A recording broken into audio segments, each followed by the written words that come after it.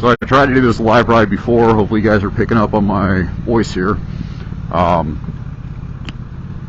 So this place is very reminiscent of the Grand Canyon South Rim, which I will ride the Grand Canyon.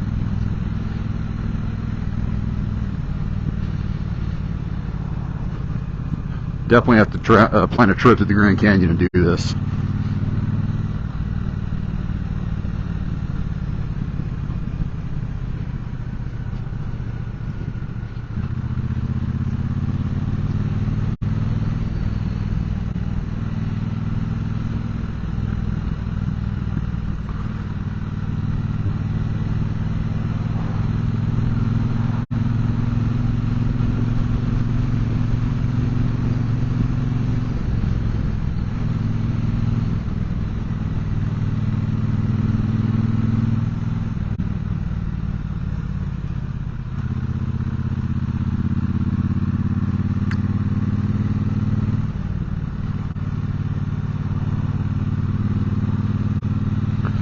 So this is definitely more of an advanced ride. Lots of cutbacks. There are definitely places you can fall off a mountain, which would be an interesting way to go.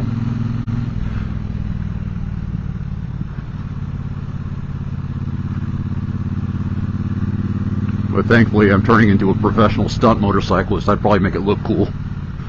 Just kidding.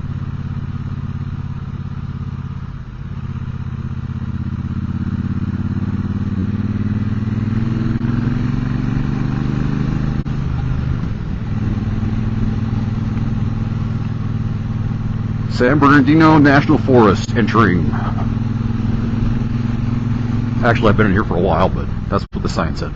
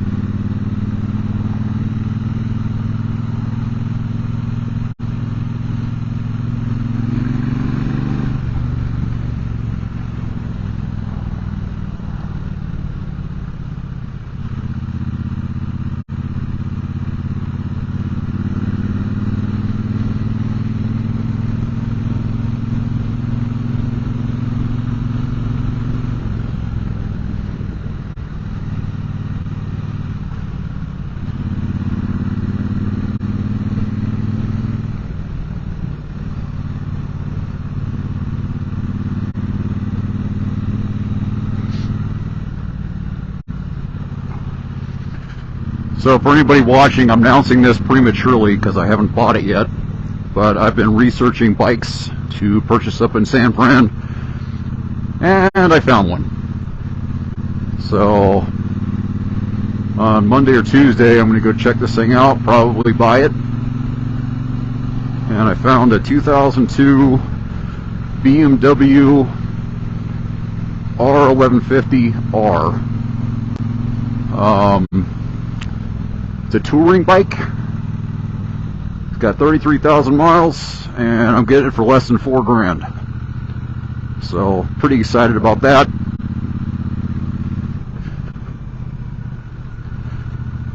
For the longest time I was absolutely convinced I was going to find a way to get a BMW race car, and I test drove a bunch of them, or at least a couple of them, and definitely gained a deep respect for BMW engineering, so I'm excited to get a motorcycle for, let me think, 1/20th of the price of what I was trying to do.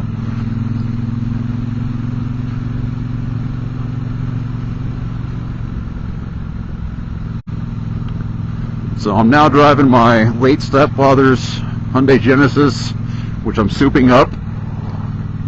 Obviously I'm on my Triumph Bobber, and now I'm getting a BMW motorcycle, and all these things combined are about the price of one new car. Decent, normal new car.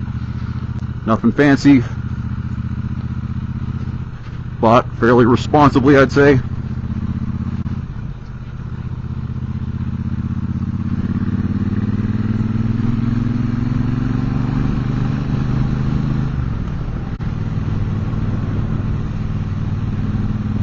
And I get to enjoy three things instead of one. So, plus I guarantee that BMW race car would have gotten me in a lot of trouble. No doubt about it.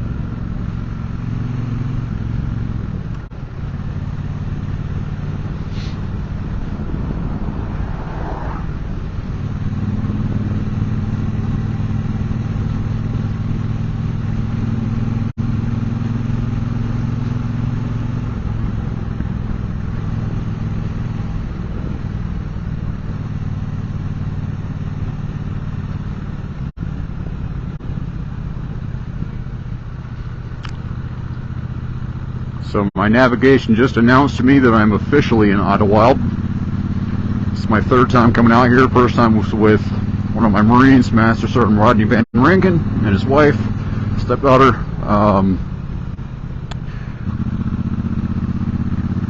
Second time by myself, and I took some special footage, but it didn't turn out quite how I wanted to. So this is my third attempt to get some pretty special footage using using a prototype that I've built.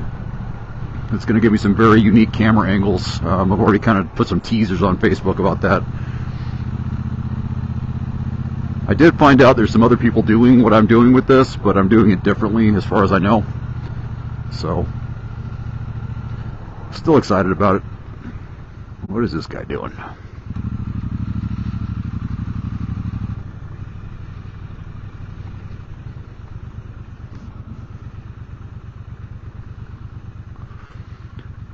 Gotta adjust my navigation real quick to get back home.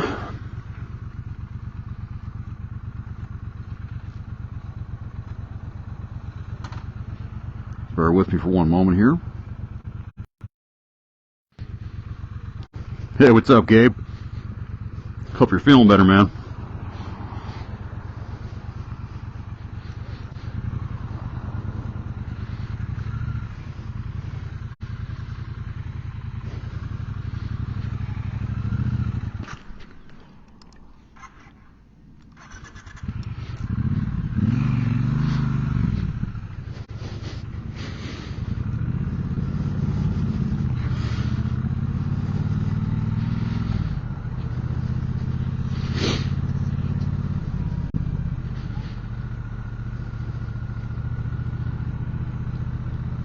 I just killed my motorcycle on a live feed. How cool was that?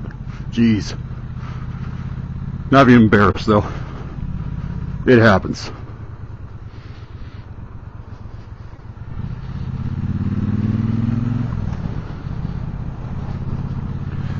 So I think you guys will see this place is pretty doggone beautiful. Like I said a few minutes ago, I've been in the Grand Canyon I think 4 or 5 times, and this absolutely reminds me of it, except for the big hole in the ground. But being on top of the mountains with all the trees, being up in the clouds, it's pretty awesome. Highly recommend. You guys will start seeing some mountain passes here. Lots and lots of switchbacks. If I had done this ride my first 500 miles, I don't know if I'd be around.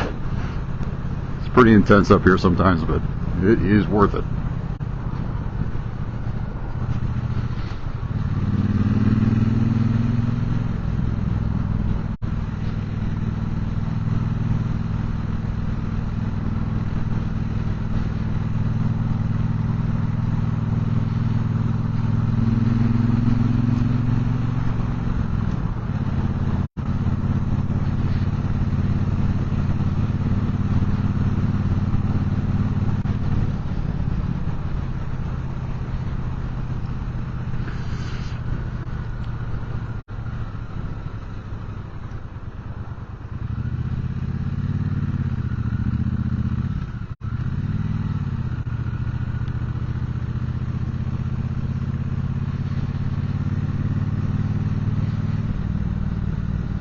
Hope you guys don't get too seasick watching this, because I'm going to go on a lot of back and forth.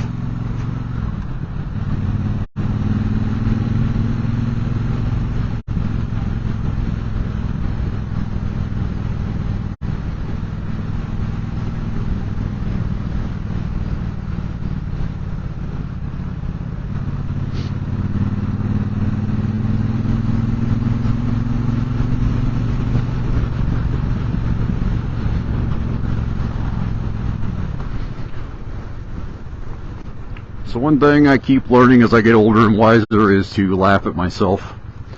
Not only did I kill my motorcycle crossing a street to turn around on a live feed, but I also, on the way up here, my license plate fell off, so I had to backtrack about 10 minutes to go find it.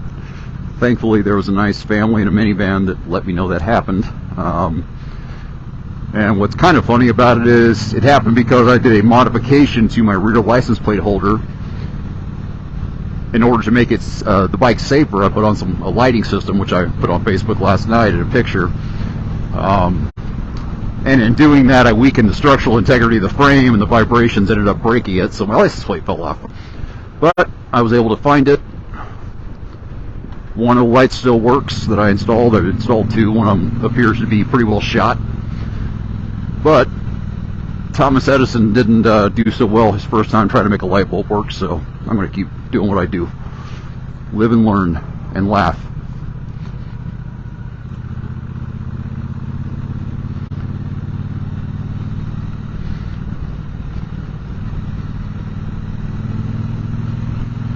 But I can assure you all, if you'd see me running across the street to get my license plate wearing a helmet, you would have gotten some good entertainment value out of that.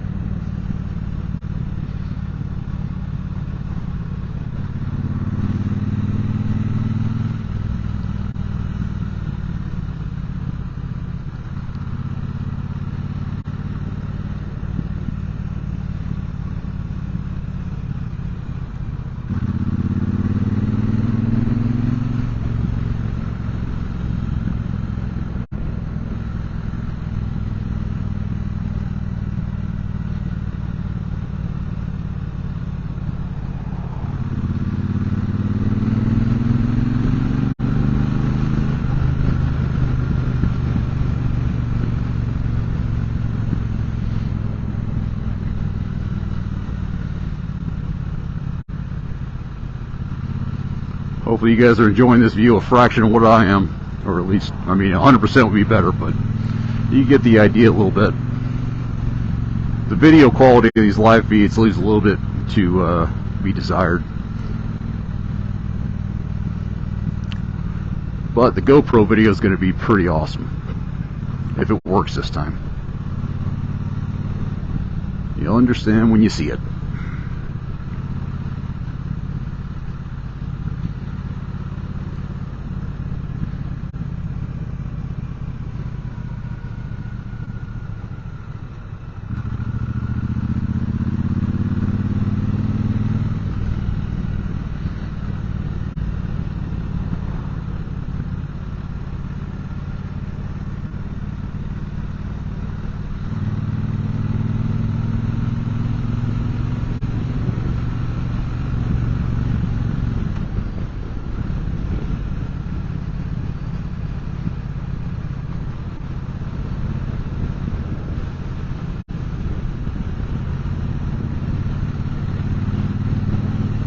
This time y'all get to see the sign. San Bernardino National Forest.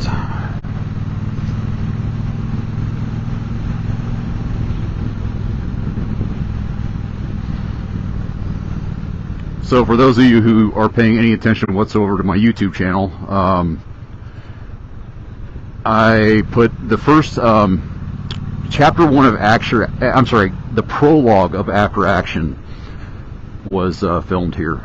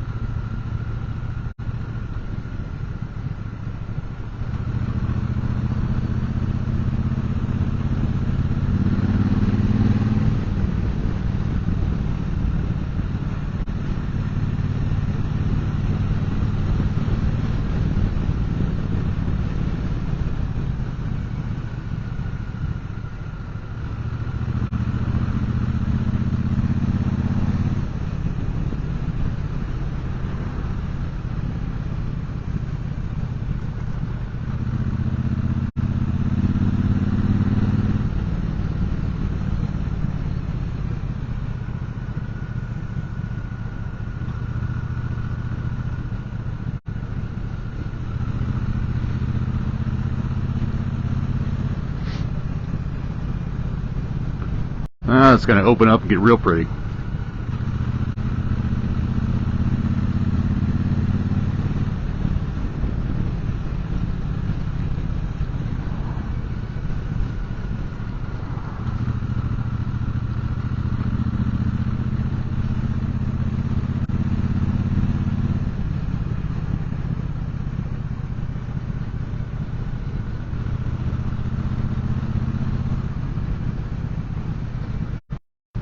And then of course I can edit them in my video editing software.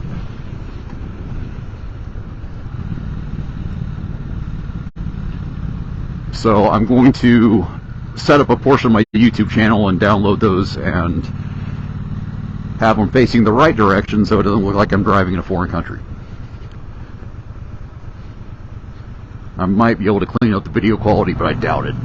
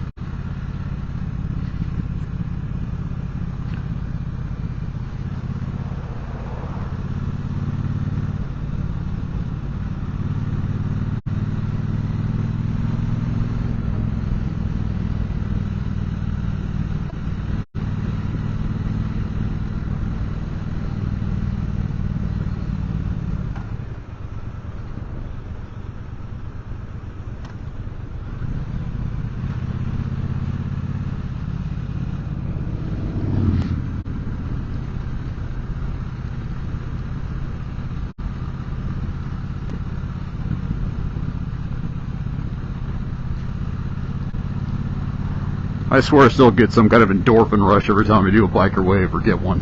It's kind of funny.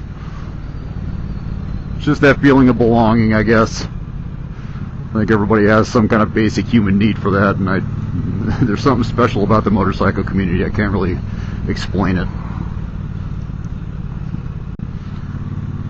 I think I talked about this on a previous live ride, but the very nice lady who hung my riding bell, which was a gift from a friend. You're supposed to have it hung by another rider, and it's supposed to ward off evil spirits and things that grab you from the road and stuff like that. It's pretty cool. But she told me that she tells kids, if you ever get lost in a public place, you want to go find the biggest, scariest looking biker that you can find and have them help you find your parents. And I thought about that, and I'm like, you know what? She's right. We're a very loyal group of people, and I suppose there are exceptions to that rule, but from what I've seen in the biking community, a bunch of really good people just out having a good time, not causing problems, not engaging in any crimes or anything, just living their lives and enjoying themselves.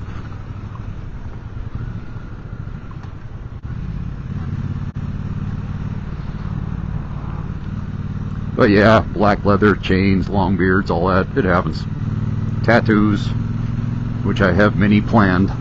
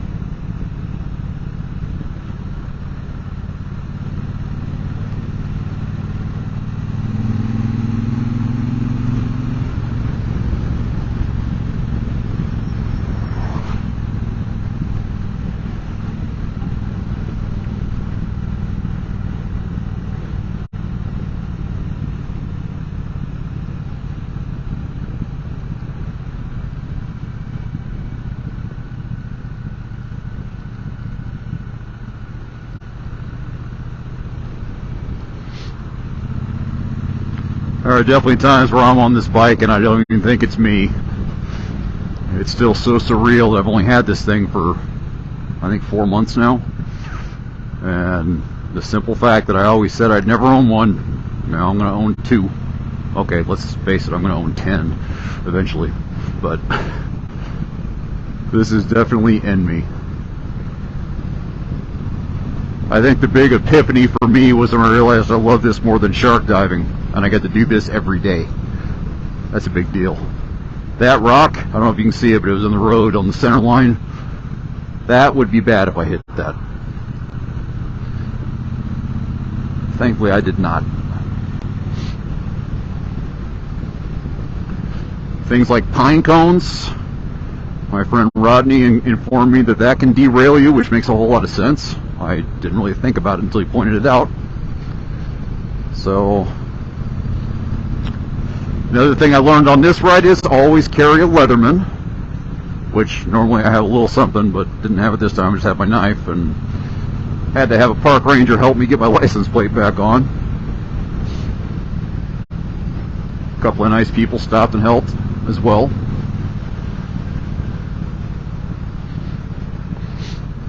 That's one thing this thing is teaching me, is there's still a whole lot of good people out there.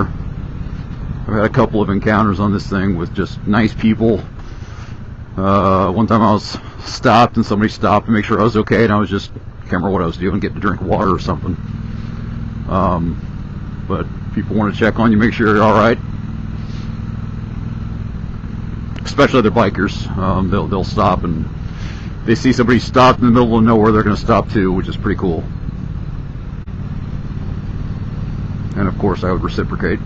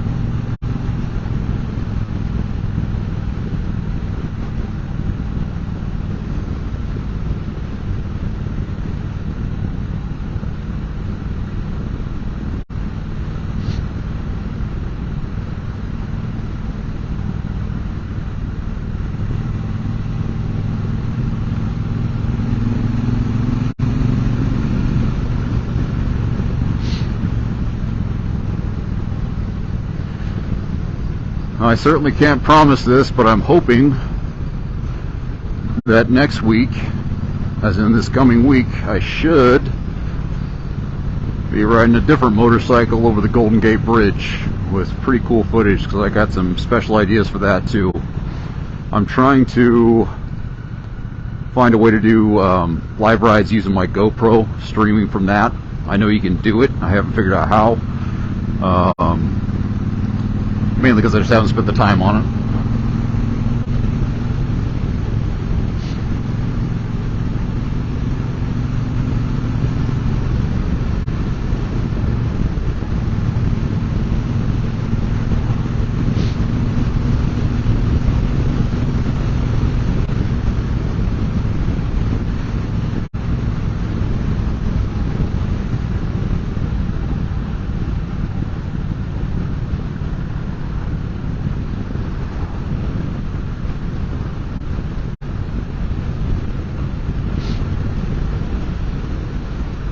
Surprisingly nice up here at 5,000 feet. Well, I'm probably down to, I don't know, 3,000 by now, but first time I came out here there was ice on the road, or at least snow, so that was intimidating.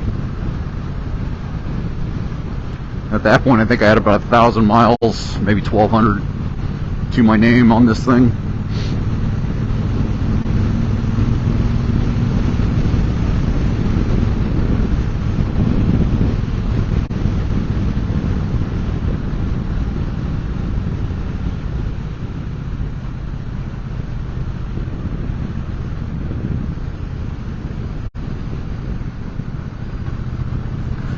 I am pleasantly surprised that this thing's actually holding on video up here.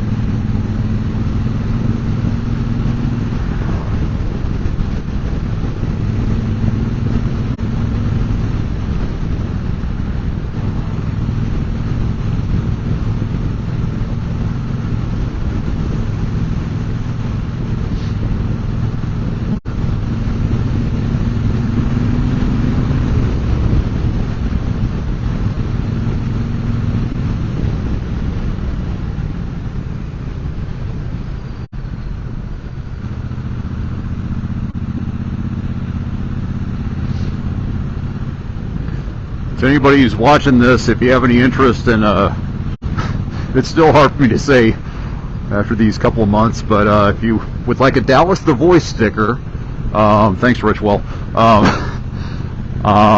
send me a message and I'd be happy to throw a couple in the mail to you. I ordered 1,000 of the things and I don't want to sit in a box forever, so I'd be happy to do that if you're interested. Give it to your kids or whatever. Or, proudly adorn your car with my logo. That'd be rad. Got to start somewhere.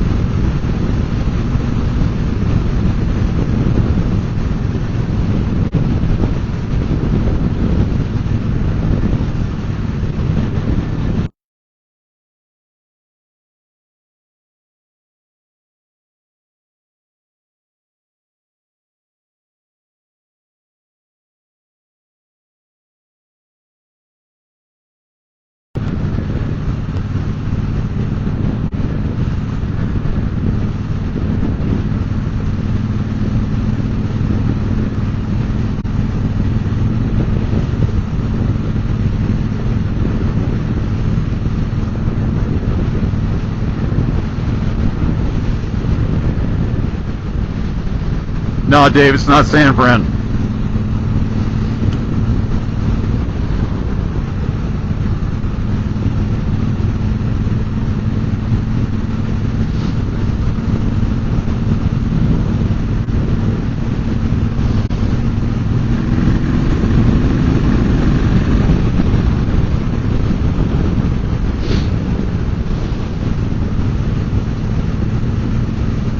I'm back to civilization.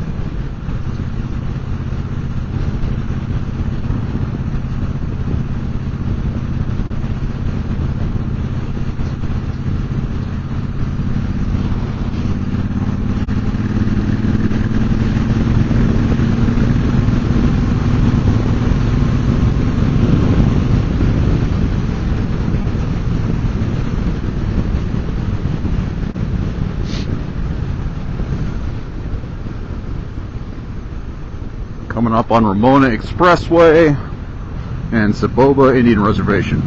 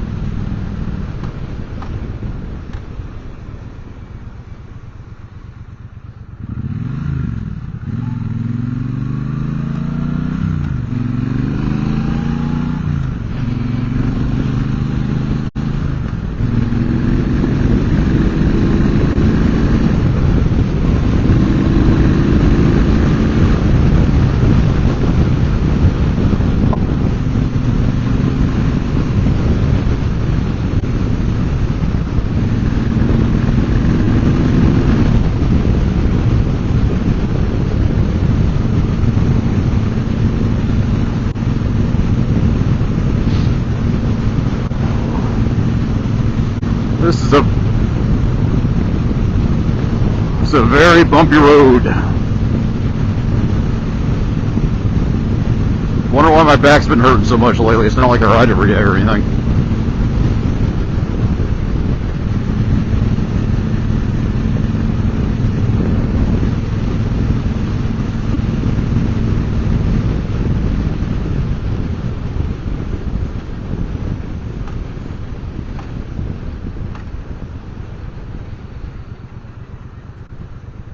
So I'm in Hemet now.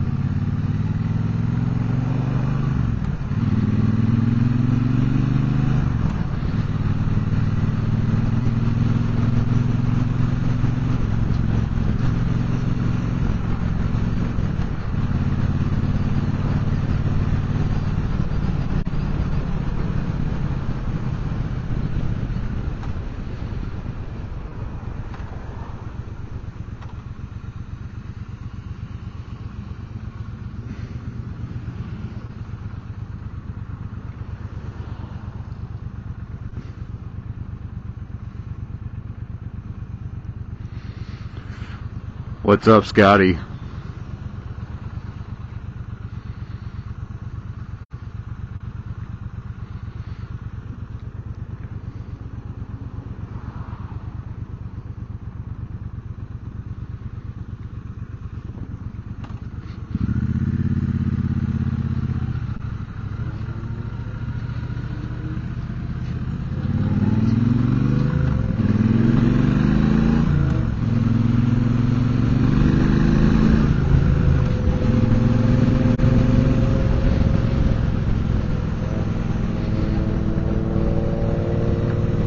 I got a race car in front of me, just like mine.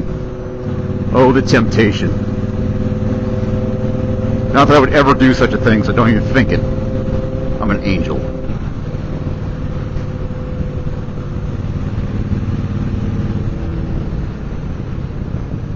That's a fun looking car, though. It's just like mine, that's why I like it.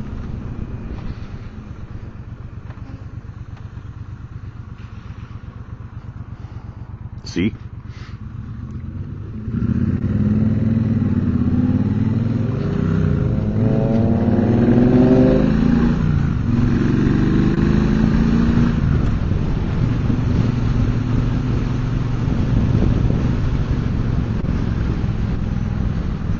Just to go on record, I won. Going 40.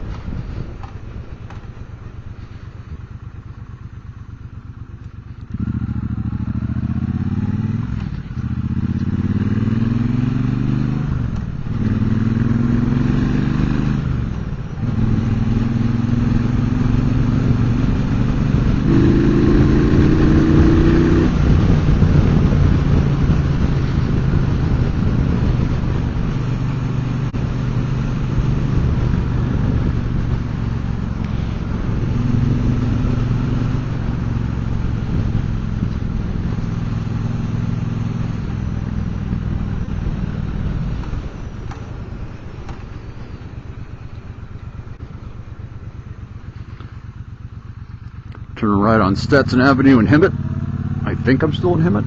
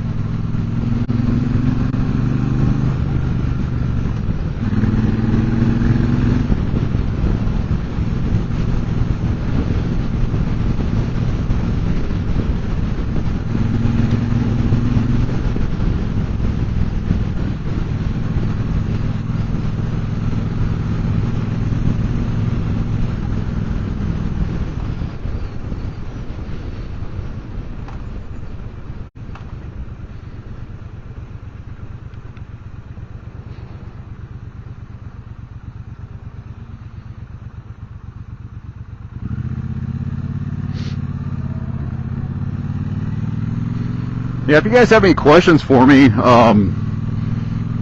when it's safe to look down, I can see comments on occasion.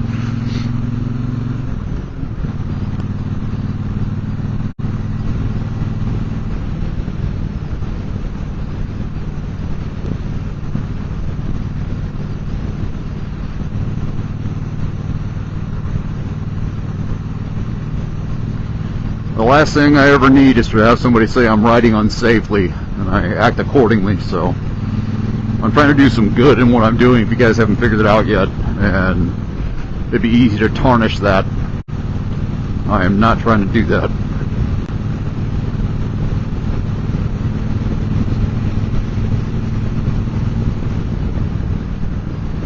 Since I've been riding, I've had probably 4 or 5 close calls, none of which were my fault. Cars backing out in front of me, stuff like that. And I've actually told the guys who led the motorcycle safety course that I took about those things, and gave them the scenarios. They said I handled it as good as could be expected. So that was good to hear.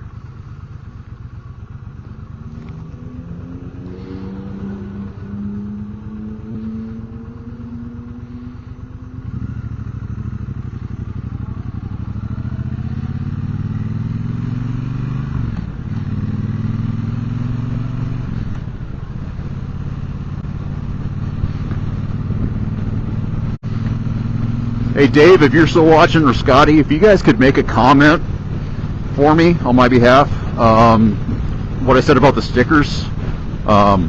If anybody messaged me with their address wanting some stickers, I'd be happy to send them some.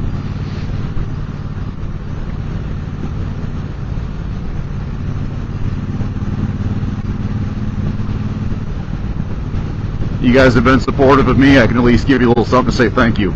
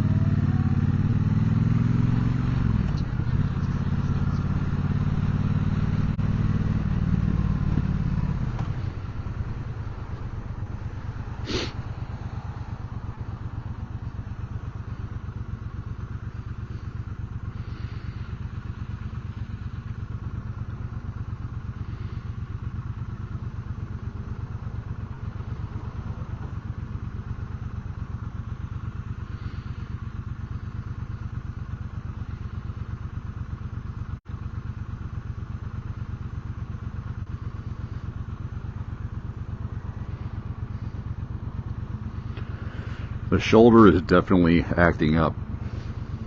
Hey Terry, what's happening?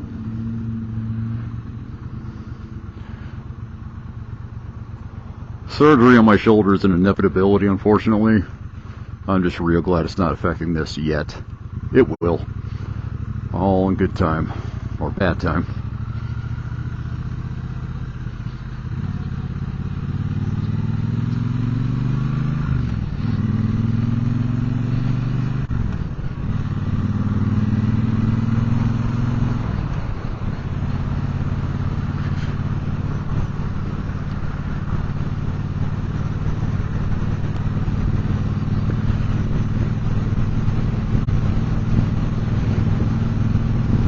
A hard tackle on a 225-pound dude is the reason I had to get this shoulder worked on eventually. It's back when I was playing college football. I was a defensive back.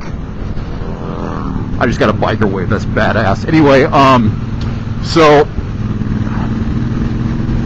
I hit this dude with everything I had, put a great tackle on him, brought him down to the ground, and when I brought him down to the ground, both of our weight landed on my shoulder and it rolled under me. And I'm not the kind of guy that goes to the doctor unless I'm dying, so, you know, 20 years of pain, no big deal. I'm also doing this with a broken back for anybody who doesn't know that. And to that I have one thing to say. Yippee-ki-yay.